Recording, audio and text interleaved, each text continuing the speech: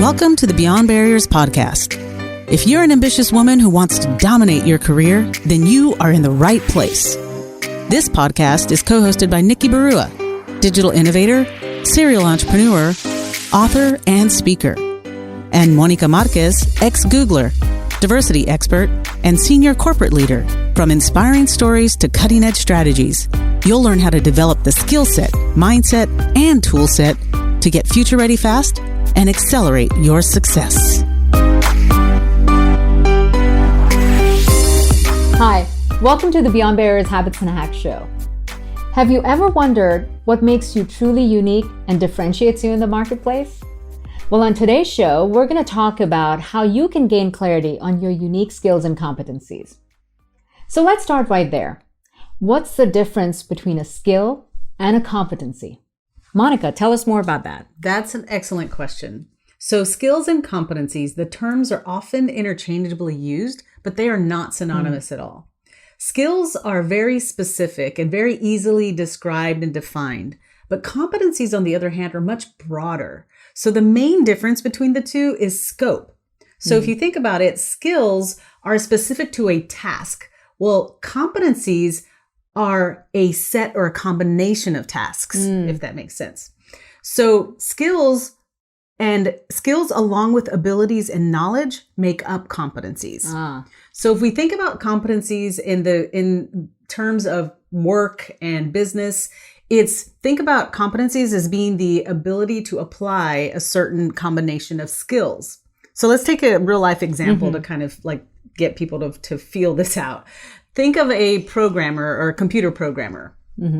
So a programmer or coder, they have to have a certain set of analytical, interpretive abilities along with the skill of being able to a language to code. Exactly. So learning C++, C#, Java is a skill, but the underlying ability to apply that skill effectively is the analytical, logical, interpretive abilities that create the competency.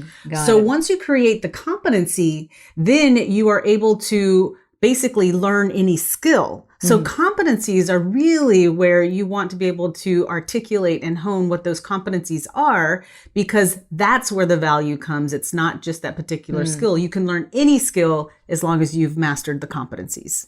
That's incredible. So that makes competencies really transferable, right? Yes. You can go from one environment, one industry, one type of job or role into an entirely different one if you're able to transfer those competencies and apply them in a new context. So the awareness of knowing what your unique competencies are really position you well to learn the additional new skills that you need to be successful in a new environment. Absolutely. And that is key whenever you're interviewing for a job or whenever you are trying to articulate to a manager or a leader, you want to articulate the competencies, not the skill. Right. So even if you're looking for the next level up, if you want that promotion or you're interviewing for a role that is beyond what you've done so far, don't rely on just the skills. Really tell a story of your competencies from the past that translate really well into the new situation.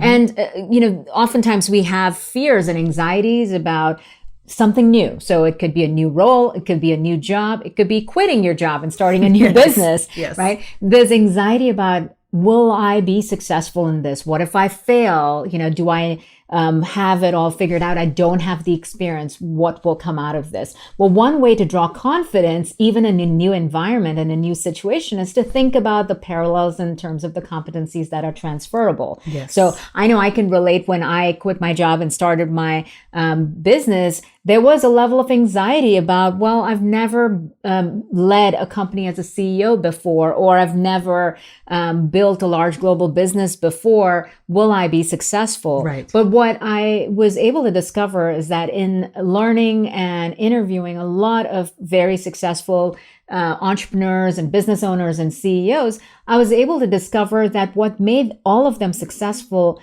were three key competencies to succeed in that situation. And what I was able to do is look at those exact three competencies, look back to my past, and gain the confidence that, yes, I actually did have the knowledge, the ability, and the skill that made up those 3 competencies. So I was able to draw confidence knowing that I had done these things in the past. They may not have been in the same exact situation or that context, but I had that relevant competency. So even though I didn't have the experience yet as an entrepreneur, I did have the relevant competencies that would set me up for success. Absolutely. And I love what you said about the competencies and thinking about the next level up. So, another really great competency is communication competencies, right? Your communication competency. Well, maybe at a certain level, you have to have very good written competency or communication, in other words. So that piece in there. But then if you think about, okay, the next level up is having very good verbal communication skills. Or gravitas and presence. presence. Exactly. So they level up. You may have a particular competence, but then when you want to level up that competence, it's learning that additional set of skills in or the different skill set that lives within that competency. And skills as well as the additional knowledge and the experiences that come with the application of the skill, and your competencies keep growing over time. So your career trajectory is following a competency up-leveling path. And as long as you're leveling up in that, you will keep getting better. Exactly. So, it also makes me think about a sports analogy. For example, when I think about Serena Williams, for example, she's a star tennis player, a true world champion. Her skill is tennis. Her knowledge and experience is about that sport, and her ability as an athlete has given her the competency of being excellent in that. But overall, she has the competency of being a disciplined, competitive athlete. Yes. And with that competency, if she were to choose a new sport, there are things that can translate from tennis onto something else, or basketball or golf or something, where the discipline, the rigor, the practice, the mindset, the tools, and all of those come in handy so you can actually transfer from one environment to another. Right. It's the competencies, it's that bucket that you can take, or that suitcase you take everywhere of competencies with you. Exactly. So let's talk about how someone can gain clarity on their competencies and unique skills. What might be some habits and hacks? Well, one hack is asking yourself, what comes effortless to you? What do you really enjoy doing? And thinking about what is the competency you're using for that. Okay.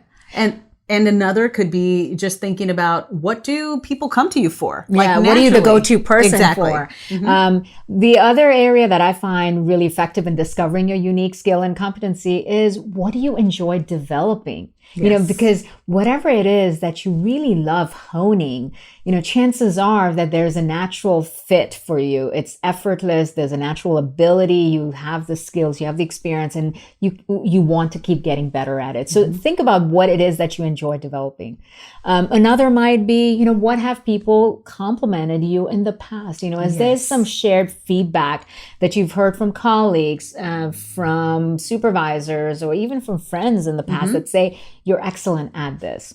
Yes, that's right. Exactly. So you were saying performance view, focus on what they've told you are your natural strengths. And those are the competencies that you really want to double down on, because I think, don't focus on the weaknesses, because at the end of the day, sometimes those are going to take a lot more motivation, and you may lose the steam to really keep carrying on. But those that you really do enjoy, that come naturally to you, those are the ones you should really hone, because you will become excellent at those. Yeah. When you work on your weaknesses, at best, you might become mediocre.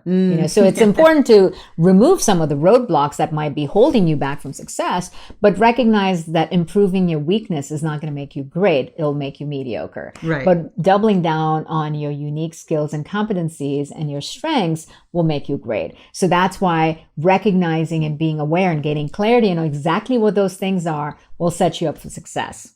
Absolutely. Well, here's your homework for the week. Pick one of those habits or hacks and take action now. And then don't forget to tag yourself, post it on Instagram, let us know what it is that you're doing so that we can highlight you in the next episode.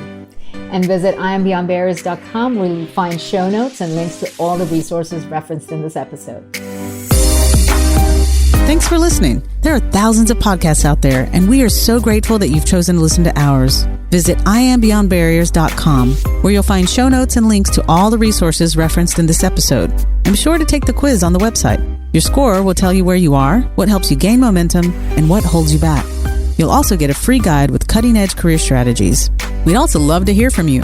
Share your comments and topic suggestions on iambeyondbarriers.com, and we'll be sure to address them in future episodes. If you enjoyed our show today, please subscribe and rate the podcast, or just tell a friend about it. See you next episode.